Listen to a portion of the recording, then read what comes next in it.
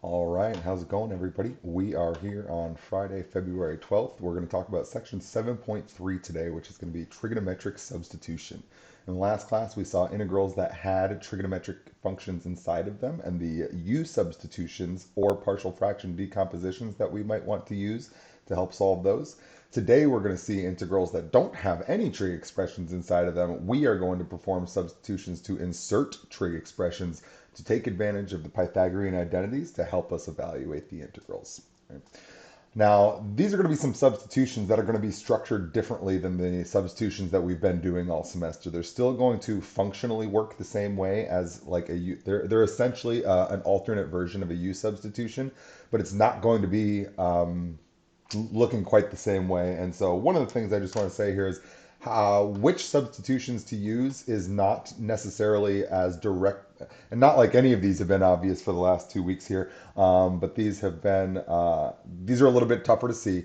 And so fortunately, there's lots of people that have figured out a nice set of rules as far as what substitutions we should make. So I'm kind of starting here today by just saying, here's the substitutions you should use in certain situations, rather than us kind of exploring them here. What I really want to show today is rather than kind of walking through the individual types of substitutions that we should be using right here. Here's our 3 substitutions that are of interest to us in this section. Instead, I kind of want to emphasize today the different things that you should expect to see from the types of integrals that we're going to construct here today, rather than the different types of substitutions, the types of outcomes that we should expect to see from using any of these 3 substitutions. Right?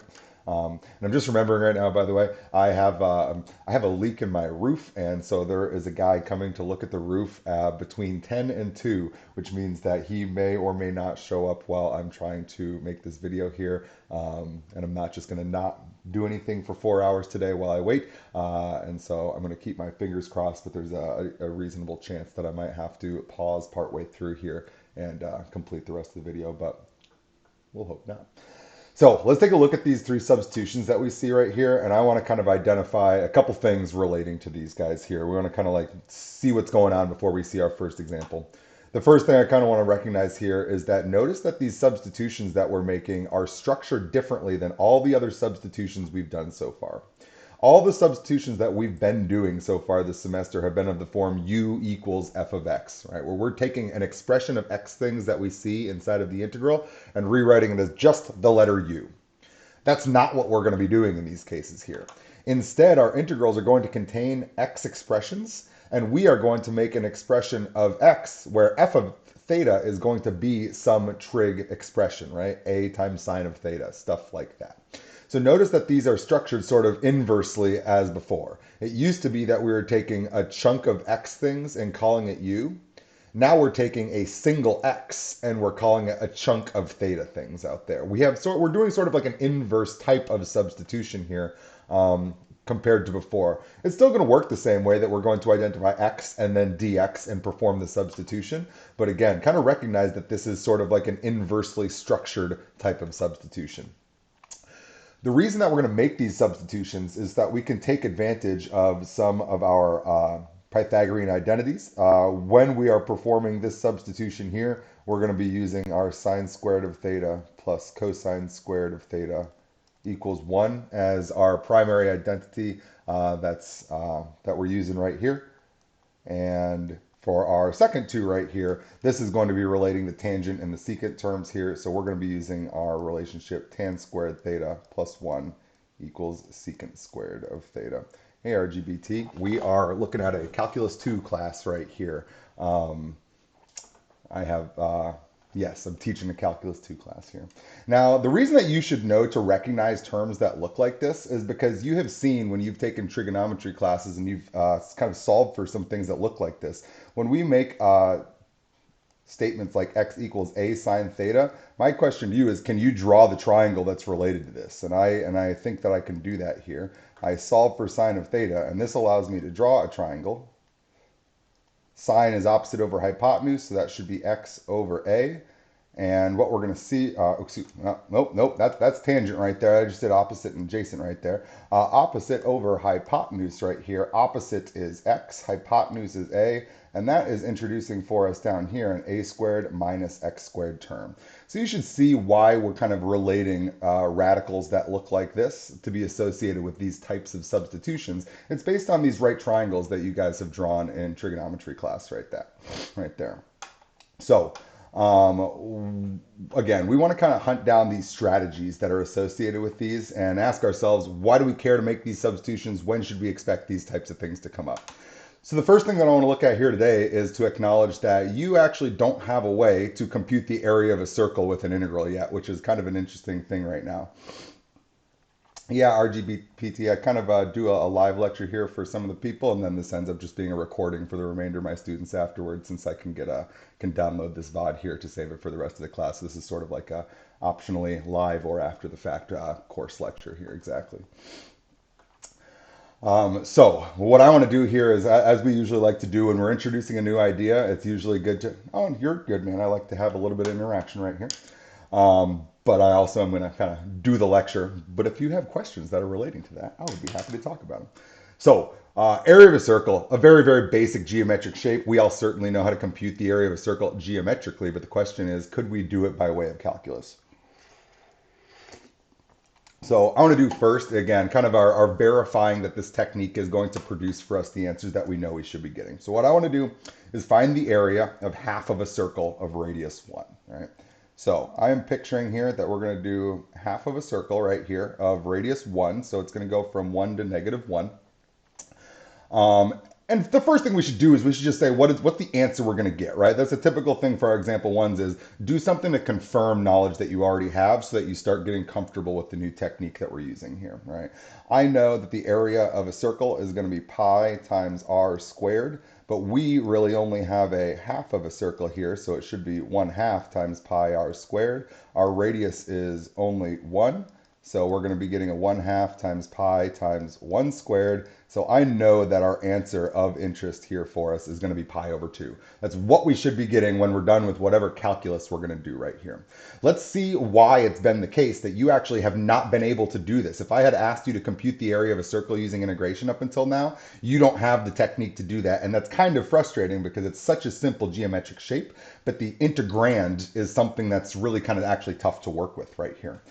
So my thought here is, I can consider my Riemann rectangle right here, my representative Riemann rectangle that I'm going to add up here. And what I'm recognizing for myself is I would like to identify some form of y equals equation that's associated with our half circle right here.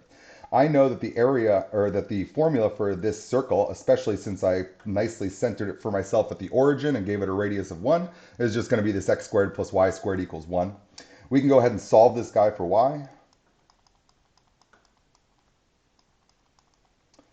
And in this case right here, you all know, I'm going to shake my finger at you right now. You know there should be a plus or minus in front of that square root. But since we're only talking about the top half of the circle, it is appropriate for me to only keep the positive part. The negative is the bottom half of the circle. We're only considering the top half right here.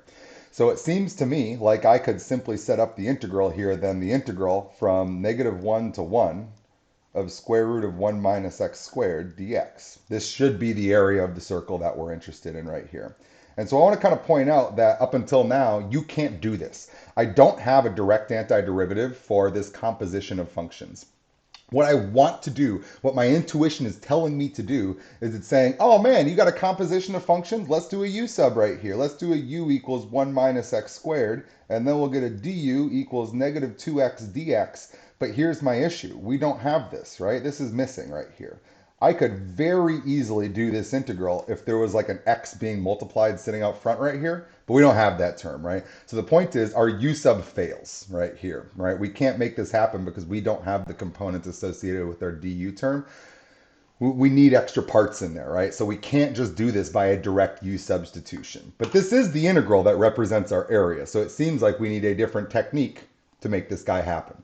So now instead, let's recognize that the integrand that we have, the square root of 1 minus x squared, does look very, very much like the radical expressions that are being suggested to us that we should use a trigonometric substitution in association with. All right. So this technique of direct use of right here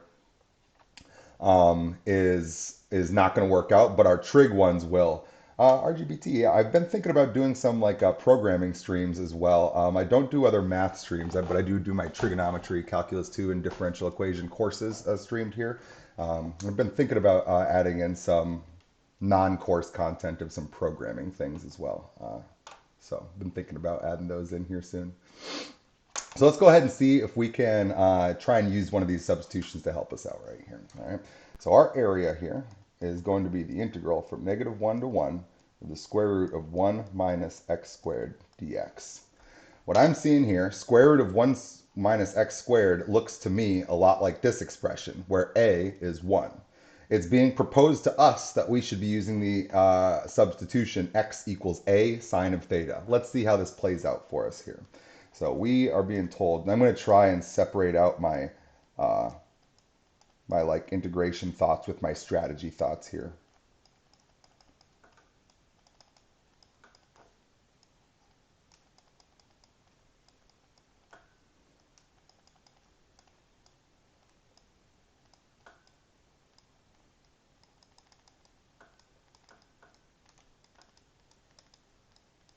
Yeah, thanks for stopping in, RGBT. So it looks like the substitution that we want in this case right here is simply x equals sine theta. I've seen that my structure of my term right here matches the square root of a squared minus x squared if a were to be 1, because the square root of 1 is 1. And therefore, I'm going to use 1 as my a value in x equals sine theta. So we're just getting x equals a sine theta. So we're just getting x equals sine theta right here.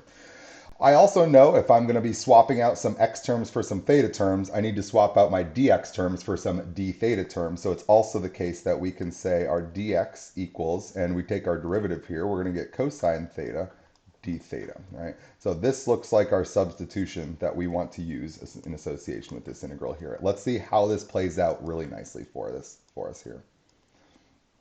Ooh.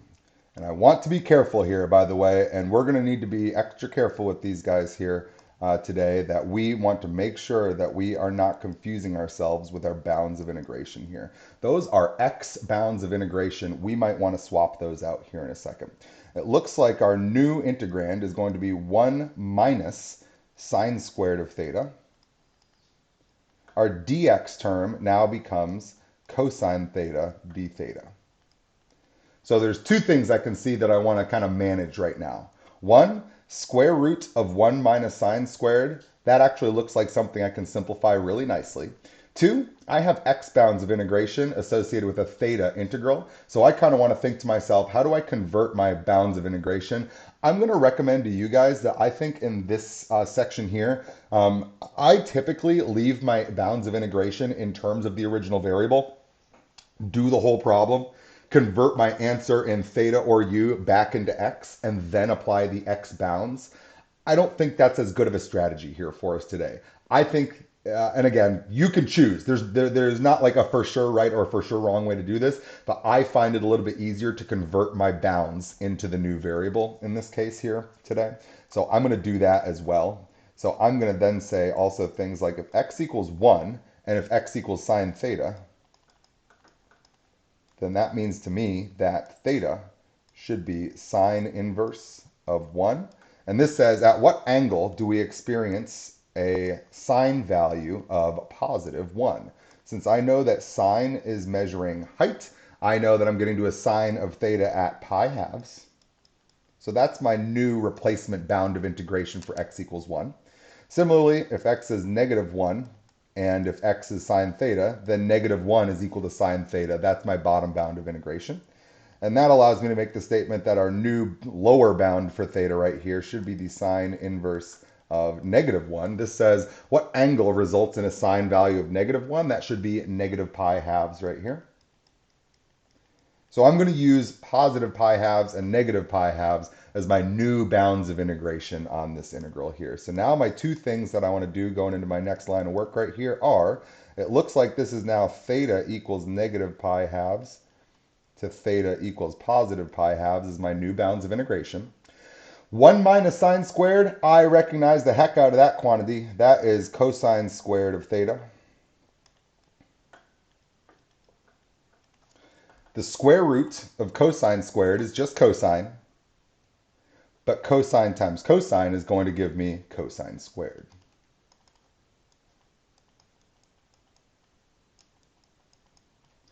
So it looks like we have landed back in terms of an integral that we figured out how to compute in our last section. We have now converted an integral that we cannot do directly with a u substitution or integration by parts into an integral that we can do based on the techniques that we learned in section 7.2 here. The thing that we saw with this one yesterday, and by the way, we're going to use the same identity several times today. We're going to get a bunch of cosine squareds today.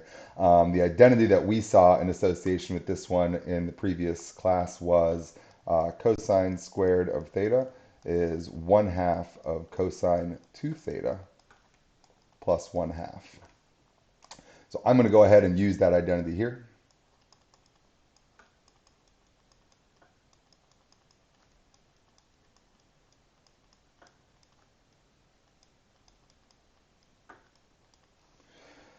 All right, so we're in good shape. Now I'm just doing a direct evaluation of this integral right here. So I'm going to integrate cosine to get sine. So this is going to be the 1/2 is carried along. I'm going to get a sine of 2 theta. I know if I were to take the derivative of sine of 2 theta, it would pop out a 2. So I need to counteract that with an additional 1/2 right there. Notice that that plus 1/2 is just a constant. So this is the integral of 1/2 d theta should be 1/2 theta.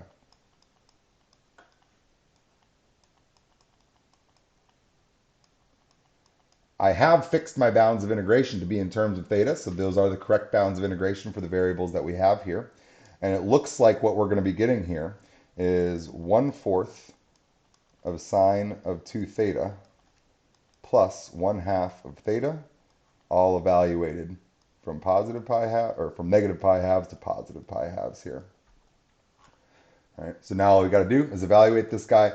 Notice that when I plug in pi halves into sine of 2 theta, that's going to give me sine of pi, and I know that sine of pi is going to be 0.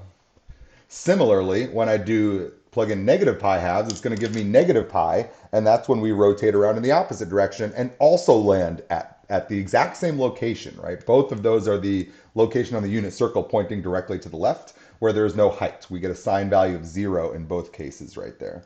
So it looks like what I'm getting for my answer here is 1/4 times 0 plus 1/2 times pi halves minus 1/4 times 0 again. Sine of pi is 0 and sine of negative pi is 0, plus 1/2 of negative pi halves. This is going to give me pi fourths minus a negative pi fourths. That's pi fourths plus pi fourths. And that's the pi halves that we knew to expect for our final answer right there, right? We already computed our final answer as pi halves, and it looks like we were able to finally make our very basic geometric statement happen here now by just with using our trig substitutions. I'd also like to point out another kind of interesting thing that happens